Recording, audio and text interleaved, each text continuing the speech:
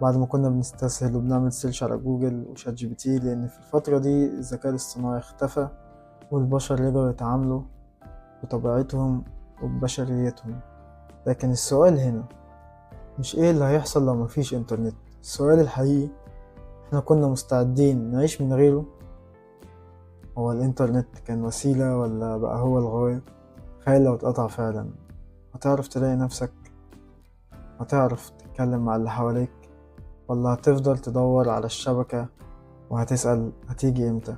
افتكر دايما مش لازم الانترنت يوصل عشان انت تتواصل مع الناس. ودي كانت حلقتنا النهاردة من راوي كاست. أنا ياسين الراوي، وكنت معاكم في رحلة فكرية خيالية. لو عجبتك الحلقة احكيلي وقولي في الكومنتات، أو لو انت على الانستجرام والفيسبوك اكتب وقول رأيك. هستنى اسمعكم، ده لو انتم لسه موجودين. سلام.